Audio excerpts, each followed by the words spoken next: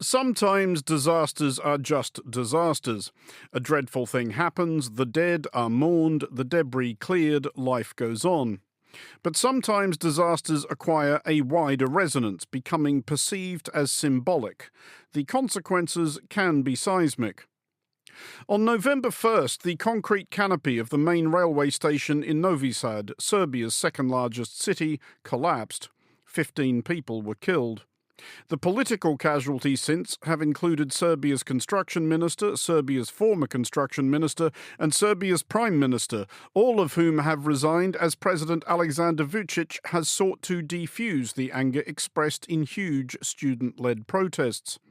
He is perhaps mindful that a quarter of a century ago, huge student-led protests did for his early boss, President Slobodan Milosevic, who Vučić served as Minister of Information. The Novi Sad disaster and those subsequent protests have not been helpful for President Vučić's hopes of improving Serbia's image abroad, although it might be reasonably said that Serbia has often not helped itself in this respect, trying to remain an ally of Russia while aspiring to membership of the European Union, and doggedly refusing to countenance recognising Kosovo, which fought a war against Serbia in 1999 with NATO's assistance and declared independence from Serbia in 2008. Serbia's place on the world stage is now the responsibility of Foreign Minister Marko Đurić. This episode features an interview with him at his office in Belgrade. How much trouble is President Vučić in at home? How does Serbia's new foreign minister hope to reshape perceptions of Serbia abroad? And is the relationship with Kosovo even fixable? This is the Foreign Desk. None of the international community like what Albin Kurti has been doing the past 2 years vis-à-vis the dialogue with Serbia, or what he's been doing with Kosovo's Serb minority. The paradigm of our politics has changed. Is ethno-nationalism in its malign form still out there? Yes, it is. But it is not a prevailing current of Serbian politics or even regional politics by a big margin. You're listening to The Foreign Desk with me, Andrew Mueller. I'm joined first of all by Guy de Launey, Monocle's Balkans correspondent. Guy, first of all, let's talk a bit about these protests and the general tone of them. Does it appear that the Novi Sad station collapse has become one of those disasters which has acquired the quality of metaphor? Well, it has certainly acquired the status of metaphor because there was a canopy that collapsed at Novi Sad railway station, and one of the early slogans of the people who were protesting, and this was before the students emerged as the standard bearers of the protest movement, if you like, but one of the early slogans was, "We are all under the canopy," and the canopy not just being the one at Novi Sad, but of Serbia itself.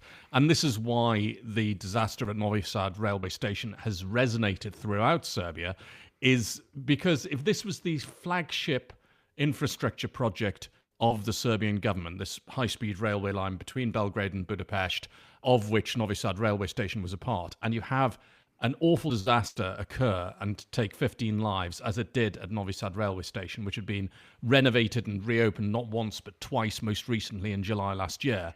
What does that say for all of the other projects the government has got on the go? And bearing in mind that it's the government and President Aleksandar Vučić that are boasting, we've made big progress in the 12, 13 years now that we've been in power. We have brought Serbia closer towards being a 21st century modern European country than was ever done by any previous government. Look at this infrastructure, look at these foreign direct investments, look at the fact that over the past 10 years, GDP per capita has gone up by 90%. It's not to be sniffed at. But when you have this canopy collapse, that throws everything up in doubt in people's mind, because you are willing to, what people suspect has happened here is that somebody has decided that it's okay to siphon money out of this project and into well-connected pockets and put people's safety at risk. And that is not, to put it mildly, a good look. So how big have these protests been, and is it possible to generalise about who has been in them? Which sectors of Serbian society have been most visibly angry? Well, we can generalise because it has become a student protest movement. And it's then people who are connected with students. So actors and theatre directors. We've also seen teachers involved with this as well. But it's that sort of sector of society. If we're talking just purely about the size of the protests, the biggest one that we had was just shortly before Christmas, when we had about 100,000 people turn out in Belgrade. Now, that figure's been assessed by a group which is reasonably independent, although if you look at their website, it's clear which side they're actually on. So you cannot really get a truly independent figure on these things. And they reckon that it was perhaps the largest protest ever to be held in Serbia. So that was quite impressive in terms of its size. You're not normally seeing protests of more than a few thousand people. What's been more noticeable has been the regularity of the protests. People stopping at 11:53 in the morning every day for 15 minutes and holding a 15-minute silence or roadblock or some sort of mini protest to observe the fact that 15 people died at Novi Sad railway station and this disaster occurred at 11:53 in the morning. That's been going on most days somewhere in Serbia. And you've had the protests spread around the country as well. It's not just all been in the capital, Belgrade. Of course, they've been in Novi Sad, the second city, but also in the other large cities, Niš, Kragujevac, but then going down to smaller cities and towns as well. That's what's been most impressive about it in terms of turnout, regularity, and just the sheer persistence of people who've been turning out and protesting now since the start of last November. We have seen President Vučić trying to limit the damage somewhat by making a few concessions, most obviously tossing his Prime Minister overboard, who was also conveniently, for the narrative he's trying to establish, the former mayor of Novi Sad. But has that calmed anybody down? We've still got the students going out there. I think they almost think, what's the trick here? You know, that we've been demanding that the Prime Minister, Miloš Vučević, resigns, and also the Mayor of Novi Sad should resign. And Mr. Vučević was the previous Mayor of Novi Sad, quite a long-serving one at that, which is why they were in particular asking for his resignation. Then they got those resignations, and now it's almost like there must be a trick here. What are we missing? They've given us what we wanted. And the other demands which the students and the other protesters have had were for the prosecution of people who were suspected of involvement, somehow nefarious involvement in the railway station collapse. Well, 13 people are facing a variety of charges, including one former government minister. They're saying we need to have all of the paperwork about the railway station renovation project published so we can see what sort of shenanigans might have been involved here. They are perhaps seeing it as exactly as you are, Andrew, and many of us are seeing it, that it's quite easy for the Prime Minister to be sacrificed because the person who really makes the decisions in Serbia is President Aleksandar Vučić. And he's not going to resign, although he has offered a consultative referendum on whether he should continue in office. That, of course, now has been overshadowed by the resignation of the Prime Minister and the need to find either a new Prime Minister or hold another vote. But it's quite interesting that the Serbian diplomatic service is now briefing its embassies around the European Union with a document and urging them to tell whoever they think should be told, number one, that the student demands were good and valid demands, that anti-corruption is a good cause, that accountability is very good. But secondly, that the Serbian authorities have met the demands. And that's the word which is now going out around the capitals of European Union member states from Serbian embassies there. Well, it remains to be seen, of course, Guy, whether that will actually hold as a line from President Vučić. But one other thing that will, of course, be preoccupying him is the result, as we understand it at least, of last weekend's election in Kosovo. Obviously, President Vučić and Kosovo's Prime Minister Albin Kurti have not been the easiest of partners in recent years as they try to figure out what the future arrangement between the two is going to be. There was quite an interesting line just before the election, which an EU observer has now criticised the United States for. But one of Donald Trump's, I don't know quite whether you could call him, not an ally exactly, but somebody who sends people to do things. I mean, it's almost a dog's body, isn't he? Richard Grenell. He would not like being described like that, but Richard Grenell was formerly the envoy to the Kosovo-Serbia dialogue, and he's now being tapped up to be the leader of the Kennedy Center in the United States. But he took it upon himself before that appointment, or that prospective appointment, to stick his oar in the election, saying that the entire international community was united against Albin Kurti.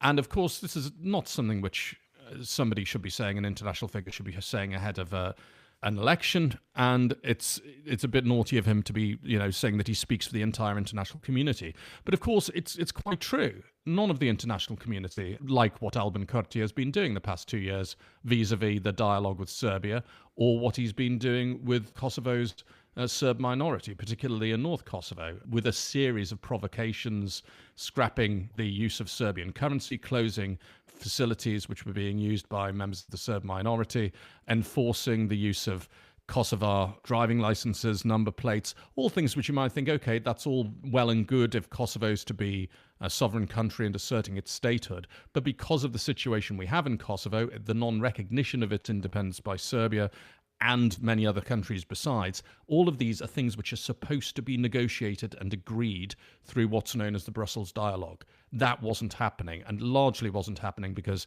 Albin Kurti didn't want them to happen. He has a very toxic relationship with Aleksandar Vučić, which is a contrast to the relationship which Mr. Vučić had with Hashim Thaçi, the former president of Kosovo. They actually got along quite well and were moving things forward.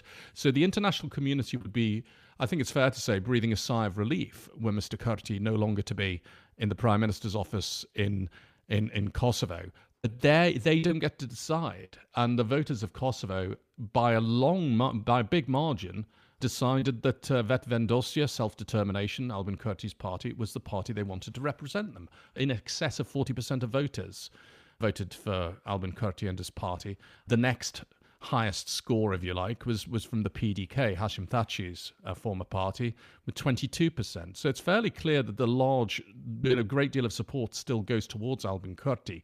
And if he doesn't end up back in government, any other government is going to struggle to say that it's legitimate, because how are you going to say that you've got the right to govern when Vetvendosia were clearly the most popular party?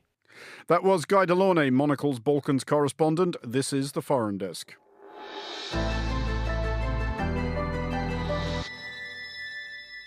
You're listening to The Foreign Desk with me, Andrew Mueller. Serbia's Foreign Minister, Marko Đurić, does not need to be told how powerful student-led demonstrations can be. In 2000, as an activist with student movement Otpor, he was part of the revolt that toppled Slobodan Milosevic. He was later among the founders of the Serbian Progressive Party, which has governed Serbia since 2012, a foreign policy advisor to President Tomislav Nikolic, director of Serbia's Office for Kosovo and Metohija, and Serbian ambassador to the United States. I interviewed the minister at his office in Belgrade. I began by asking if, as a young revolutionary, he ever expected to find himself sitting where he is now. I certainly did not. However, we had big dreams for Serbia back then as well. And I think it was a crucial moment in modern Serbian history when we were able to really introduce serious democratic reforms after a very difficult decade in which we lost not only our reputation as a country, but we suffered tremendous losses, both in terms of territory, people, our economy. It all went very wrong during the 1990s. And October the 5th, 2000 was a day when the people of Serbia actually, in a loud and a clear voice, said, we do not accept the direction in which the Milosevic regime is taking us, and we want to belong to a different type of community of nations, and Serbs as an old European nation do not accept to be led by a regime that renounces every single European value. Let's sort of leap forward though to your appointment to your current office, which job you've only done now for a few months. But did you arrive as Foreign Minister thinking that there was anything that you in particular wanted to change or correct about Serbia's foreign policy direction? Was there a particular priority that you wanted to pursue? Well, two main segments and two main focuses of my attention came up immediately after I took office. First of all, I wanted to improve Serbia's relationship with the EU countries and with the immediate surrounding. I served for 3.5 years prior to becoming foreign minister as Serbia's ambassador to the United States. In fact, I came to Belgrade on May the 1st from DC and was sworn in on May the 2nd. So naturally also the relationship with the United States featured very prominently. But I was aware that Serbia is a country that has 8 immediate neighbors, and we are a landlocked country that borders with 8 countries. That's second to only Germany, which has 9 countries. This meant that our regional politics is actually the backbone of our foreign policy, and we need to improve the relations with our immediate surrounding. We need to change the paradigm that has been inherited, unfortunately, from the 1990s, and we have to try and resolve some of those, as I like to call them, legacy issues stemming from the 1990s. When you talk about legacy issues, what kind of things do you mean? I mean various difficult political problems that have been inherited from the times of the breakup of former Yugoslavia. This includes difficult political relationships with some of the immediate neighbors, and this also includes the relationship between Belgrade and Pristina. And I was in charge for 8 years for the dialogue between Belgrade and Pristina in one of my previous capacities. So I know how important this is for domestic and regional stability. And my ambition was to also work to create an area of free flow of goods, capital, services, and people in the region, as I view this as the only way for us to really turn the Balkans region into one of the engines of economic growth in Europe, which I believe can happen. When you're talking about those relationships with your near neighbours in particular in those countries that were former constituents of Yugoslavia, are there still difficulties attached to the wars of the 1990s? Are there still fears, suspicions, resentments of Serbia? Definitely. I mean, the breakup of Yugoslavia unfortunately did not unfold like the breakup of Czechoslovakia or some other places, and there are still many families who are suffering as a result of this war, and some unresolved issues, including even missing persons that still have not been entirely resolved. And it is our duty to convene and establish, where they do not exist, working groups to tackle these issues, and more importantly, to give a strong political impetus and support for this type of cooperation. But in my humble opinion, we need to have 2 tracks. One is resolving those open issues and closing open wounds, and the other track is looking towards the future and present. This means that we have to immediately work on better connectivity between our countries. Currently, we have in our region hard borders every 100 kilometers at best. And these borders divide communities, families, and prevent businesses, because if you look at the number of hours that trucks spend on borders between, say, Serbia and Montenegro, or Serbia and Bosnia and Herzegovina, or Serbia and Croatia, it's probably in the thousands of years annually. But in terms of getting around that, and I guess talking about that connected realm that you're discussing, is there a job of reassurance you think needs to be done to the effect that Serbia is perfectly happy where its borders are? And you were talking earlier about how this country you grew up in got smaller and smaller and smaller and smaller, and I remember hearing all the jokes at the time. But as far as you're concerned, are the current borders of Serbia's borders eternally?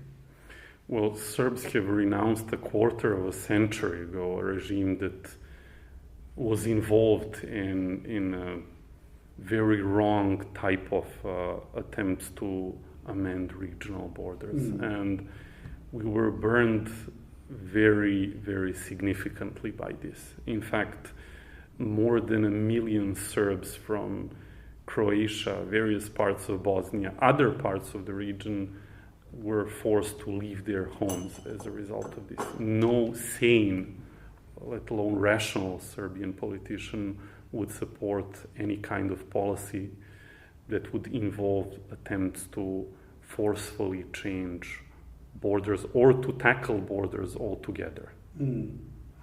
Does that thinking apply to Kosovo, though? I know this is not your job necessarily anymore, but it's a situation you know very well.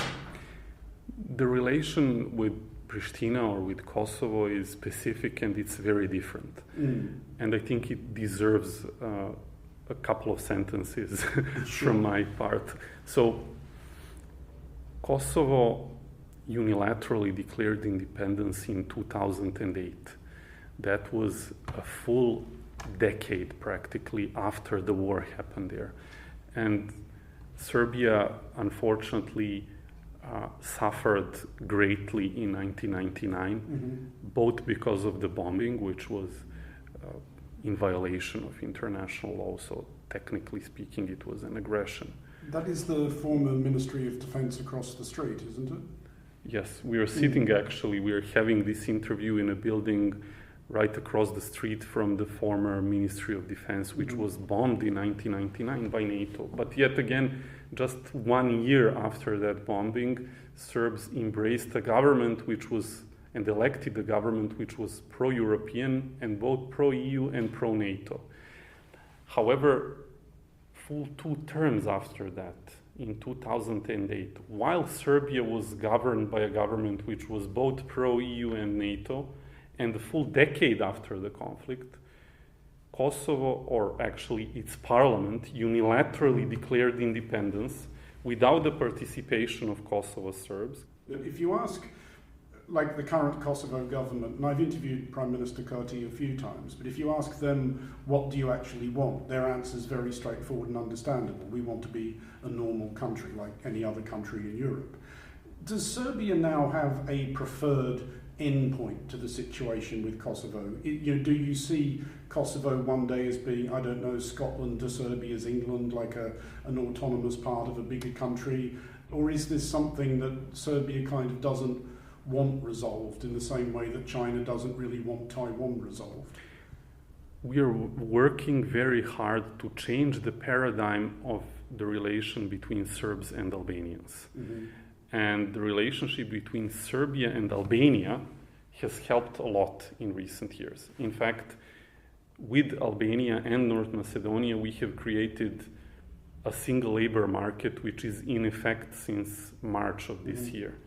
This shows that things can be different. In fact, last summer there were more than 200,000 Serbians enjoying themselves and spending their summer holidays on the shore of Albania. This shows that it's not a conflict between Serbs and Albanians any longer. What we need is a pragmatic solution that will be win-win for both Serbs and Albanians in Kosovo. Serbs are currently majority in 10 out of 38 municipalities in Kosovo. That's what remains of the Serbian community, which has also suffered very greatly, just as the Albanians have. What we need is a pragmatic approach that will enable us to find a comprehensive solution that will address 2 key outstanding issues, the question of status and the question of territory, in a way which doesn't leave both sides or any single side entirely frustrated. And we do not set any red lines what the final outcome of the arrangement might be. I mean, but in terms of, I guess, reintroducing Serbia to the world and sort of changing Serbia's reputation, as you were discussing earlier, and I realise that this is probably a lot more complicated than it sounds. Has there ever been any talk of just thinking, why not just let Kosovo go? President Vučić and Prime Minister Kurti share a Nobel Peace Prize, and the rest of the world looks on and thinks how marvellous. Well, we are not in the business of doing things that are personally profitable. If this were the case, maybe this would be an option. But I must say that for Serbs, Kosovo and Metohija is not just about 13% of the territory. You see, we have 4 UNESCO World Heritage Sites of the Serbian Church, independent Serbian Church, by the way, that has been around since 1219. And for Serbs, it's like a spiritual cradle. Many of our medieval kings and queens ended their lives being monks and living in the monasteries they built in Kosovo. So it's very complex. It's something that touches deeply in the emotions of every Serbian. And in our case, in the Balkans... Genuinely though, do you think that's still the case? I mean, 1389 it's a long time ago now. Well, we have to be pragmatic, definitely. And we have to look for constructive contemporary solutions that will enable both the Serbs and the Albanians in Kosovo to live side by side, to live in good relations, and to overcome the grievances of the past. And as I said, I'm not excluding any outcome whatsoever. But this outcome has to be a result of dialogue, of accepting a certain degree of interests that Serbia and the Serbian community, particularly in Kosovo and Metohija, legitimately has. And so far, these interests haven't been taken into account sufficiently. You know, the community of Serb majority municipalities is something that was signed and ratified in Kosovo's parliament over a decade ago with a 2/3 majority. So it should not be in question, the implementation of this agreement. However, this still hasn't been implemented. But is part of the problem you now face that some sort of permanent resolution of this might well be part of the price Serbia has to pay for EU accession, at which point I note that there is an EU flag alongside the Serbian flag behind you right now. Is this still, for Serbia, a serious aspiration, EU membership? Well, first of all, EU membership is a key priority for the Serbian government. By 2027, Serbia will fully complete all reforms required for membership. But even now, Serbia's economy is doing way better than the economy of many countries that are already members of the European Union. And it's trying to understand what Serbia's position, especially with Russia and Ukraine, is. I know Serbia has declined to join in a lot of the sanctions against Russia, and yet I know, at least via third parties, you've sold Ukraine quite a lot of ammunition. Is that just business or pleasure, that? I mean, whose side are you on here? Serbia has a very clear position of very unambiguous support for Ukraine's territorial integrity and sovereignty on the entire territory of Ukraine, which includes including Donbass, including Crimea. And my first guest here when I became foreign minister was former foreign minister of Ukraine, Dmytro Kuleba. That was in the first week of May. Since that time, we have had meetings with the new foreign minister of Ukraine as well, Mr. Sibiha, and this is a principal position of Serbia. Serbia has consistently voted in the United Nations, in the OSCE, to support Ukraine's territorial integrity and to condemn any actions that undermine this position. This is a principal position, and I should also mention that Ukraine also supports Serbia's territorial integrity in the question of Kosovo and Metohija. However, our relationship with Russia is somewhat different, both historically and currently, than with some other European countries. First of all, we never share the border with Russia, unlike some Eastern European countries. And we've enjoyed periods of support from Russia during the 19th century, during our struggle to renew our statehood after centuries of Ottoman occupation. So unlike some frontline countries that have suffered from invasions or from various other types of conflicting relationship. I mean, but Serbia doesn't need a lot of imagination to see what it's like to be threatened by a much larger neighbour, though. That has happened to Serbia many times. And Serbia definitely supports Ukraine's territorial integrity and sovereignty. We have delivered various types of financial aid to Ukraine. In fact, 93% of aid comes from Serbia, from this region. I mean, looking a bit further afield, do you see for Serbia an opportunity in the decision made by the voters of the United States? I did notice when we first arrived in your office the MAGA cap on the bookcase, and I don't think there's probably many European foreign ministers who own one of those. I do believe that in the coming months we will need more countries, more officials who are able and ready to talk to all sides. And being open for conversation with all sides while taking a principled stance, as I described earlier, is what I believe is helpful for Serbia looking ahead. Speaking about the recent victory of President-elect Donald Trump, you will see, if you look at the opinion polls in Europe, that Serbs had probably the per capita biggest number of Trump supporters. By quite a way. I looked at the same statistics. And the reason for this is, you will be surprised, not at all ideological. You will see that many people who are very liberal in Serbia actually were pro-Trump for reasons that are absolutely not ideological, but have something to do with the fact that it was the Clinton administration in 1999, so a democratic administration, that bombed Serbia, bombed my hometown of Belgrade with, more than 2,000 casualties, unfortunately. This is still something that is out there. But Serbia has made tremendous steps forward in its relationship with the United States. And any politician who is ready to take a fresh look at Serbia, who is ready to create a new type of relationship, would be supported.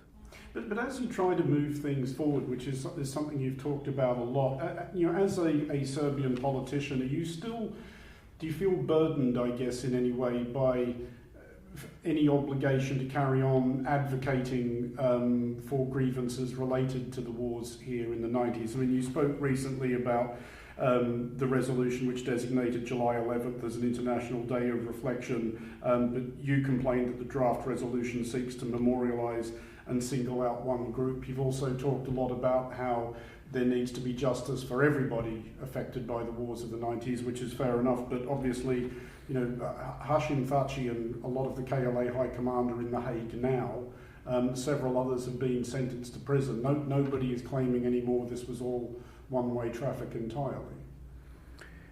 I believe that, unfortunately, there are huge parts of the political elites, but also broader public in the West that hasn't been exposed to new information or new developments in our part of the world. So I do believe that it is required, there is a need for me to talk about what has changed in the Balkans since.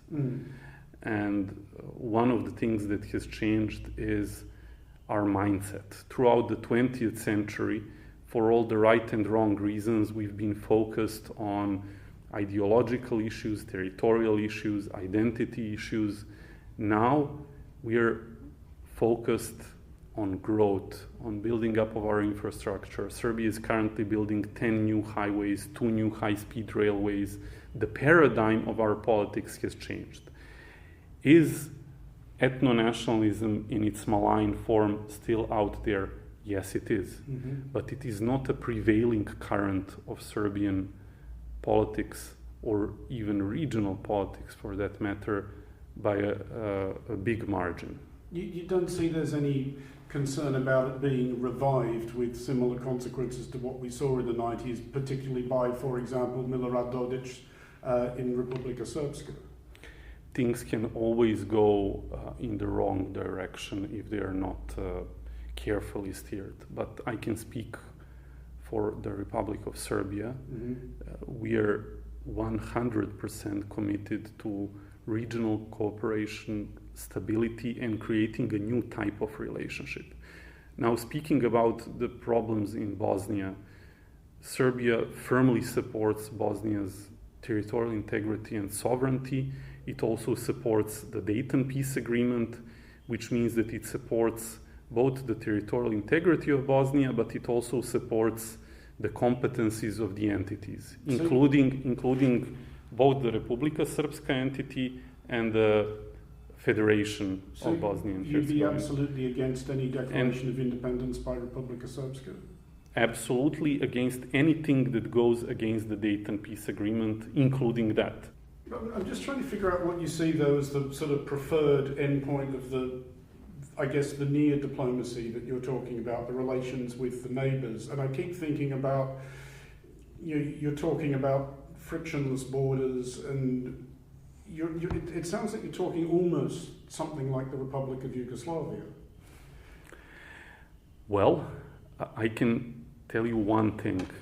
The fact that we were able, together with Albania and North Macedonia, to create a single labor market, and this is already in effect since March, has already attracted more foreign investors, more tourists, and created a different type of atmosphere in our region.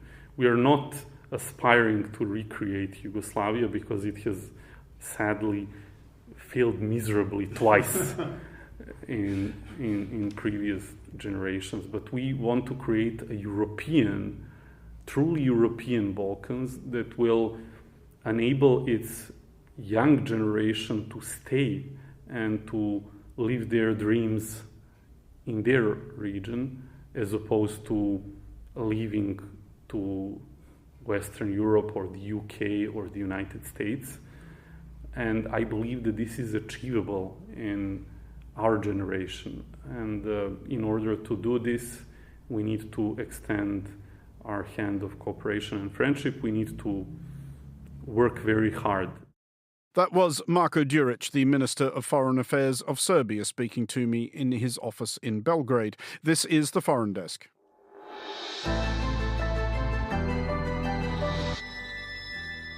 That's it for this episode of The Foreign Desk. We'll be back next week with a special episode recorded at the Munich Security Conference, and look out for The Foreign Desk Explainer, available every Wednesday. The Foreign Desk was produced by Anita Riota and Lily Austin. Lily also produces The Foreign Desk Explainer. To contact the Foreign Desk team, you can email Anita at aer@monocle.com, and don't forget to subscribe to Monocle magazine and to our free daily email bulletins by heading to our website at monocle.com. From me, Andrew Mueller, thank you very much for listening. Until next time, goodbye.